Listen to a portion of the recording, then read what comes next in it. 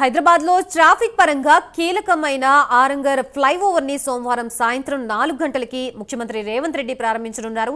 800 కోట్ల రూపాయల ఖర్చుతో 4.08 కిలోమీటర్ల ఈ ఫ్లైఓవర్ అందుబాటులోకి వస్తూ ఉండటంతో బెంగళూరు హైవేపై ట్రాఫిక్ కష్టాలకి చెక్ పడనుంది. అయితే ఈ ఫ్లైఓవర్ ప్రారంభోత్సవ నిర్వహణ తీరుపై బీజేపీ గోషామహల్ ఎమ్మెల్యే రాజాసింగ్ మండిపడ్డారు. మొత్తం ఫ్లైఓవర్ పై ఎంఐఎం జెండాలు బ్యానర్లు పెట్టారని రాజాసింగ్ ఆగ్రహం వ్యక్తం చేశారు. ఈ ఫ్లైఓవర్ కి సలావుద్దీన్ ఓవైసీ పేరు ఎలా పెడతారని రాజాసింగ్ నిలదీశారు.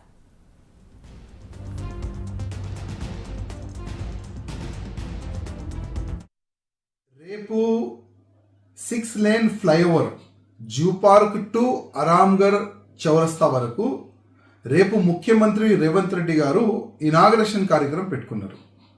నేను ఇవాళ ఆ రోడ్డు నుంచి వస్తున్నా.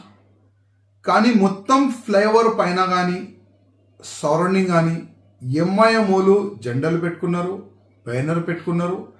ఫ్లైఓవర్ పైన కూడా మొత్తం జెండాలు నింపేసినారు.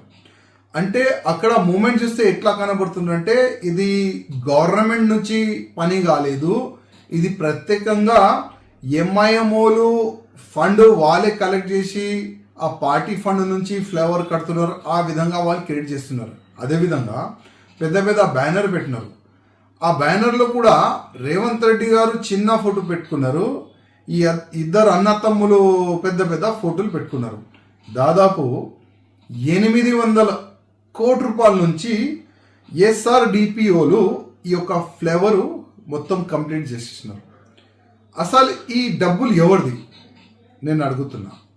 ఎంఐఎం వల్ల లేక అసదుద్దీన్ ఓవైసీ అక్బరుద్దీన్ ఓవైసీ ఇంటి నుంచి పెడుతున్నారా, లేక వాళ్ళ అయ్యా డబ్బులు అయ్యేది ఎవరిది కాదు కదా. ఇది గవర్నమెంట్ డబ్బులు. అంటే తెలంగాణ ప్రజలు కట్టిన ట్యాక్స్ నుంచి ఈ ఫ్లైఓవర్ కడుతున్నారు.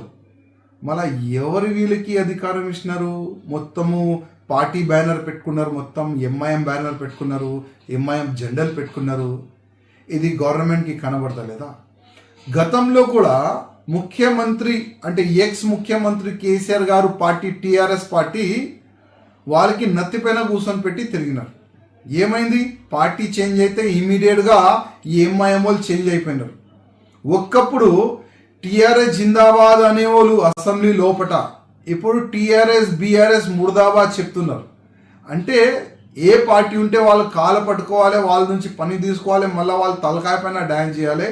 ఇదే ఎంఐఎంఓల్ది అలవాటు.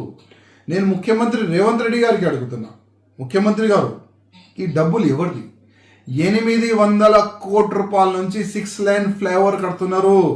జూ పార్క్ టు అరామ్గర్ చౌరస్తా వరకు ఈ డబ్బులు ఎవరిది? ప్రజలది కాదా? జనాలది కాదా డబ్బులు? మళ్ళీ ఎంఐఎం బ్యానర్ ఎందుకు? ఎంఐఎం పోస్టర్లు ఎందుకు? మొత్తం ఫ్లైఓవర్ పైన ఎంఐఎం జెండాలు ఎందుకు? ముఖ్యమంత్రి గారు మీకే అడిగేది, నేను కాదు, జనాలు అడుగుతున్నారు. అదే ఇంకోటి ఒక న్యూస్ వస్తుంది.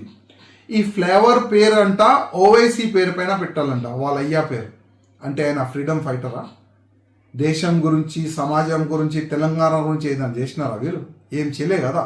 ఒక్కప్పుడు తెలంగాణ ఆంధ్రప్రదేశ్ సపరేట్ కావాలని ఎంతోమంది ప్రాణం కోల్పోయినారు. ఆ సమయంలో కూడా ఇదే ఎంఐఎంఓలు ఎవరైనా తెలంగాణ జిందాబాద్ అనేవాళ్ళు మీ ఇంటికి వస్తే ఆంధ్ర అన్న తమ్ముళ్ళారా మేము మీ ఇంటి బయట నిలబడతాం, లాఠీతోని కొట్టి పంపిస్తాం అనేవాళ్ళు ఇదే ఎంఐఎంఓలు. మర్చిపోయినారా రేవంత్ రెడ్డి గారు? వీళ్ళ పనులు, వీళ్ళు చెప్పిన మాటలు మీరు మర్చిపోయినారా? నేను ఇవాళ అడుగుతున్నా.